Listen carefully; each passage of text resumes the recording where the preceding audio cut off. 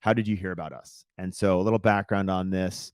The how did you hear us part of this is law firms have been conditioned to ask, how did you hear about us? Early on in not even early on, 2 years ago, I was still doing this, really pushing against asking, how did you hear about us?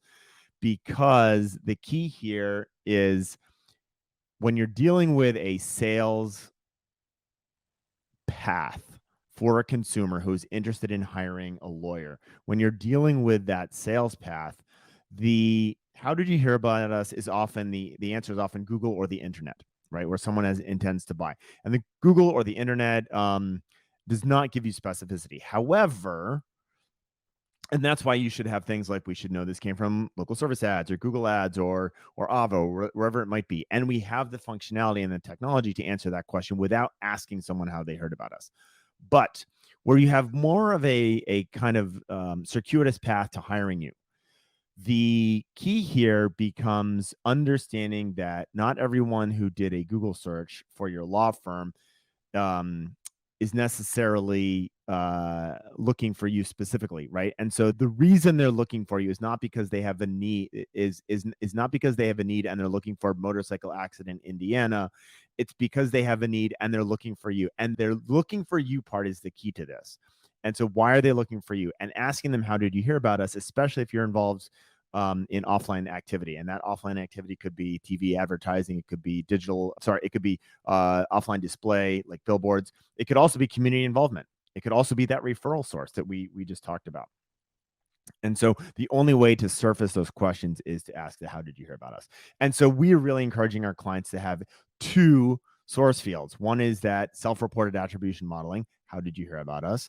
And the second is the automagic, or tying all of the purchase path through. So clicked on the Google ad, went to the website, made a phone call was answered, got set up for a consultation. And so that's the key there in terms of why we believe in running two. What about high-level drop-down in addition to free-form content? So one of the things that I have been pushing is for the how did you hear about us? It's important not to use a drop-down list, because when you do a drop-down list, you're limiting the answers that that person can have. And it presumes that you know all of those possible answers. And I think it's really important not to do that and actually let that person freeform, or have your intake person freeform the answer to the question, how did you hear about us?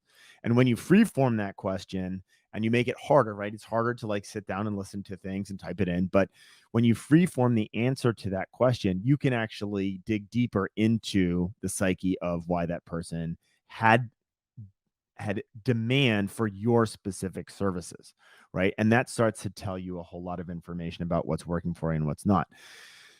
It does make the reporting on this much more difficult because it's freeform. For every single answer is going to be unique. So it's really hard to draw a pie graph or a chart that says, here's the 7 channels that we're spending money on, and this is what's working for us.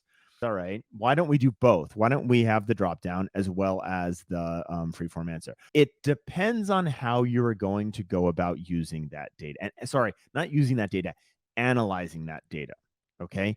And the upside of having the drop down is it's very easy to create pretty graphs that look like they're accurate.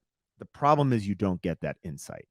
And so my bias here, and I cannot answer this even anecdotally, but my bias here is that if you have the free form, if you have the drop down, the people who are filling it out are going to make sure that the drop down gets filled out. And then you have the pretty pie graph at the end of the month or at the end of the quarter, and it looks like we're doing a good job reporting.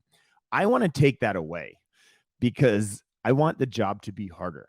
I want the job to actually get into the psyche, and I want the person who is getting into why we were hired to actually delve into that. And so what I really want is the principal at a firm or someone who has a high level authority decision-making capability to understand exactly why this person is actually hiring you. And that takes time. And I think if you take away the drop down, you get that question answered.